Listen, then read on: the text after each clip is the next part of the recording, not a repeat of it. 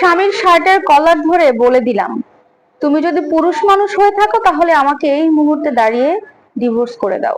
তোমার মতো লোকের সাথে আমার পক্ষে আর সংসার করা সম্ভব হচ্ছে না।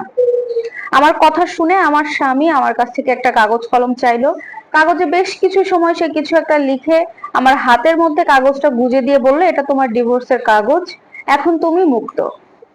তখন আমি আমার ছেলেকে কোলে নিয়ে ব্যাগটা হাতে নিয়ে সোজা বাপের বাড়িতেই চলে আসি। বাবার বাড়িতে আসার ঠিক 2 দিন কেটে যাওয়ার পর থেকে আমার ভেতরে অস্থিরতা বেড়ে যায়। সত্যি বলতে মানুষটাকে আমি অনেক বেশি ভালোবাসি। রাগের মাথায় তার সাথে খারাপ আচরণ করি, খারাপ কথা বলি, এটাই আমার একমাত্র খারাপ দিক। তাছাড়া আমি ওই মানুষটাকে ছাড়া থাকতে পারি না, খুব বেশি ভালোবাসি তাকে আমি। 2 দিন যাওয়া মাত্রই তাকে ছাড়া আমি আর কিছু বুঝতে পারছি না, আমার সবকিছু অন্ধকার লাগছে তাকে ছাড়া। তাছাড়া এই ডিভোর্স আমি কখনো মন থেকে চাইনি। আমি বুঝতে পারিনি রাগের মাথায় এরকম একটা ভুল সিদ্ধান্ত আমার হাজবেন্ড নিয়ে ফেলবে, আমার সাথে মিলিয়ে ফেলবে। সব মিলিয়ে আমি আর তাকে ছাড়া থাকতে পারছি না। আমি আমার হাজবেন্ডকে তারপর থেকে কল দেওয়া শুরু করি, মেসেজ করতে থাকি, কিন্তু সেই মানুষটা এতটাই অভিমানী, আমার কোনো মেসেজ কোনো কল সে রিসিভ করছিল না, কোনো রিপ্লাই করছিল না, কোনো কল ব্যাক করছিল না। এভাবে কেটে গেল আরো বেশ কয়েকটা দিন, প্রায় 5-7 দিনের মতো। আমার অস্থিরতা আরো বাড়তে থাকে। পরবর্তীতে আমার মা বাবা দুজনেই আমার হাজবেন্ডের সাথে যোগাযোগ করার চেষ্টা করে, ফোন দেয়, কথা বলার চেষ্টা করে, কিন্তু কোনোভাবে সে কারোর সাথে কথা বলে না।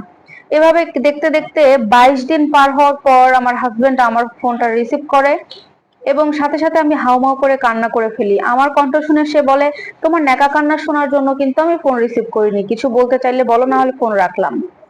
আমি সঙ্গে সঙ্গে তাকে বলি, আমার ভুল হয়ে গেছে, আমি তোমাকে ছাড়া থাকতে পারবো না, আমি এই ডিভোর্স চাই না, তুমি প্লিজ আমাকে তোমার কাছে নেওয়ার ব্যবস্থা করো, আমি তোমার সাথে সংসার করতে চাই, আমি আর এরকম ভুল কখনো করব না।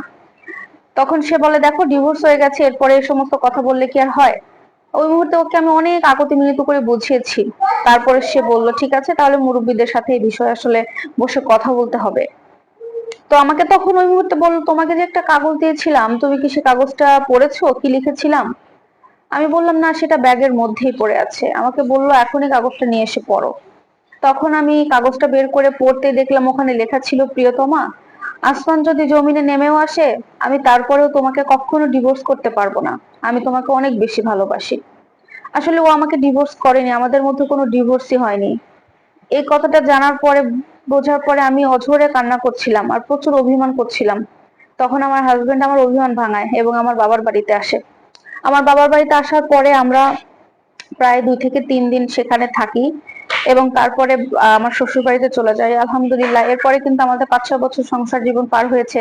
ঝগড়াঝাটি সবই হয়েছে, কিন্তু ভালোবাসা আর কখনো কমেনি বা উল্টাপাল্টা কোনো সিদ্ধান্ত আমরা যাইনি। তো আলহামদুলিল্লাহ, আমাদের সংসার জীবন আল্লাহ তাআলা ভালোভাবে পার করছে। আপনারা সবাই দোয়া করবেন। আর এই স্টোরির উপরে কোনো কমেন্ট থাকলে অবশ্যই আপনারা করতে পারেন। আল্লাহ হাফেজ।